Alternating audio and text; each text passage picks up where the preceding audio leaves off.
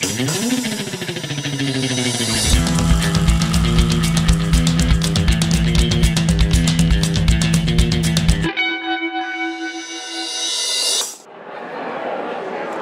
to TechWire, a conversation about government, politics, and technology.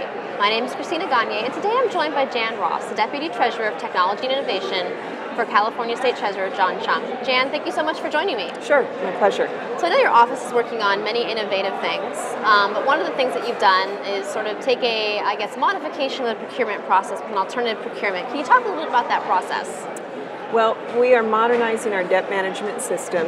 We had started out with a traditional procurement where we had released a draft request for proposal, see what kind of response we got back from the vendor community, and we had a very lukewarm response. And we went through a lot of analysis, and what we discovered was that we were actually better off to just build on top of what we already had. We had an Oracle platform, and we could actually modernize that platform without throwing the baby out with the bathwater, if you will. And so we changed from the RFP approach to using the MSA, the Master Services Agreement through DGS. And that makes the procurement much shorter timeline and means we can develop and deliver. And so what we're doing with this modernization is rather than building one great big system that we deploy all at one time, we are taking little pieces of functionality. People call it an agile development. It's not a true agile development, but we're deploying small chunks of technology continuously throughout a 2.5-year contract.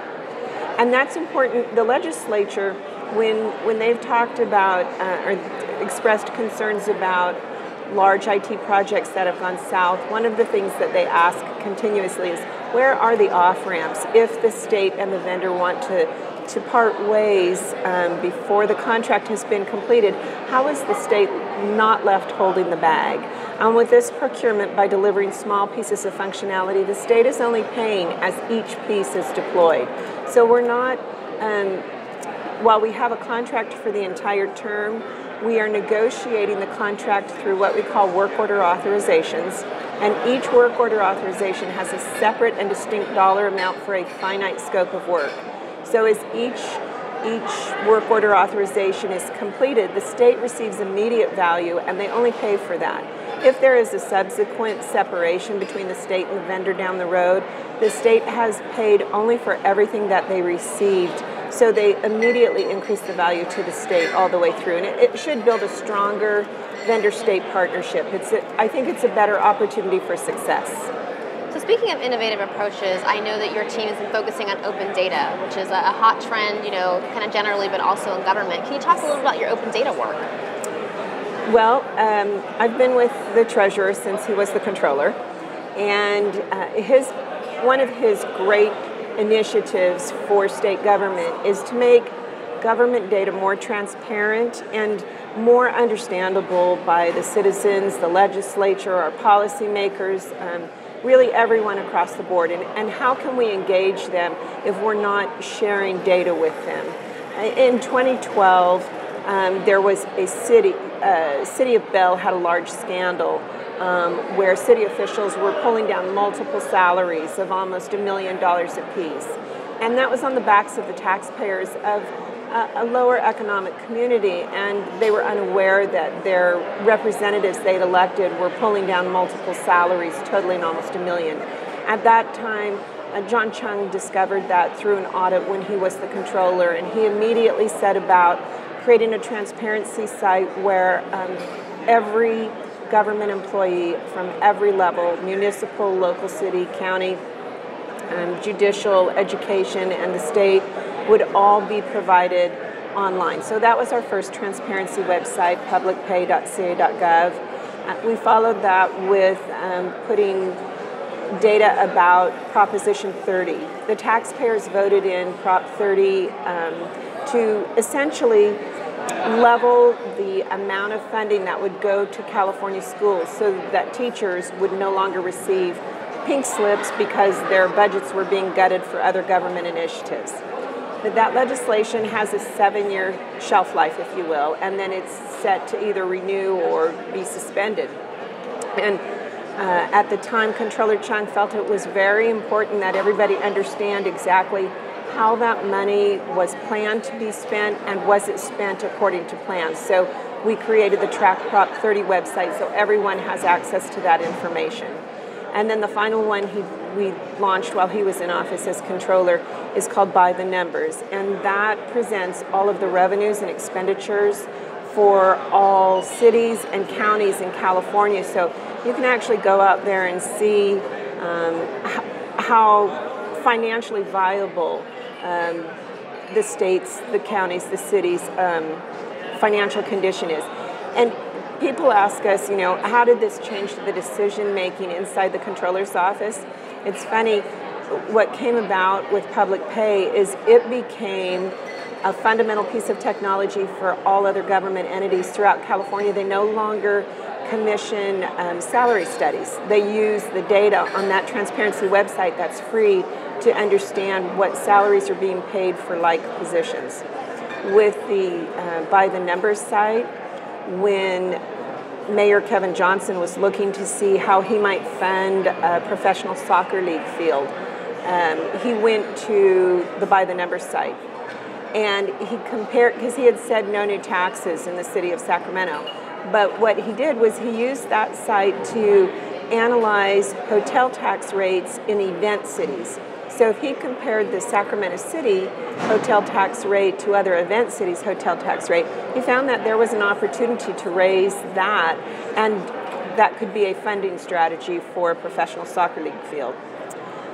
Most recently at the Treasurer's Office, we launched Debt Watch. And people are relatively unfamiliar with the data of the Treasurer's Office or what the Treasurer does, but the Treasurer's Office has been fundamental participant or a distributor of debt for California bonds. That's how we build infrastructure in hospitals and research facilities and schools and roads and all kinds of things. Debt in itself is not a bad thing if it's used wisely and people understand what those bonds are for.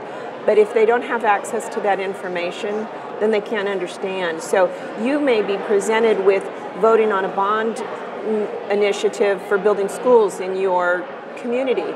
And you may think 3 years later, didn't I already vote on this bond? And how is that money being dispersed? And so Debt Watch is the first of a series of transparency sites of the Treasurer's Office to allow citizens to understand what the debt is that they've already voted on, how that's being applied, and how does it compare with other like cities or counties in the state of California. Well, it's really interesting how open data, works hand in hand with fiscal accountability. What's next on the horizon for the Treasurer's Office? Well, several things. We are looking at always trying to identify what is the best way to share information with other people and to make it easier to participate in government. So the Treasurer's Office has 14 boards, commissions, and authorities. The Treasurer chairs them. They're called BCAs for short. Those boards, commissions, and authorities all offer some sort of incentive for economic development. It could be clean air tax incentives, green bonds, the California Pollution Control Facility or clean energy. They're all different ways of, again, funding infrastructure and economic development in California. So what the Treasurer's vision is, instead of each of those 14 boards, commissions, and authorities having separate and independent websites, we're building a place where you can come online to our Treasurer's portal and you will put in what your business is. For example, say you're a soda distributor in West Sacramento and you're looking to see what kind of incentives are there for me if I want to expand my business. You wouldn't want to have to go to 14 different websites and try and drill down into them and see, are there incentives here for me that would help my business? So instead, we're modeling this after shopping on Amazon. If you go to Amazon and you're shopping for your kids for Christmas, you can put in their ages and their likes and it'll pop up several gifts that they may be interested in. In the same way, you can come to this website, you can put in your business, how many employees you have, what you're looking to do, and it will pop up all of the incentive programs that we offer that align with that. We're also looking to participate with other representatives from governments at the state and local levels in phase 2. So by the end of this year, we will have brought this next application to fruition. It's called CBIG, C-BIG, and it stands for the California Business Internet Gateway, and that will be the Treasurer's next big launch. Well, Jan, thank you so much for sharing your expertise and the exciting things going on at the Treasurer's office. Very nice to meet you. Thank you. And thank you to our audience at TechWire for once again joining us in a conversation about government, politics, and technology.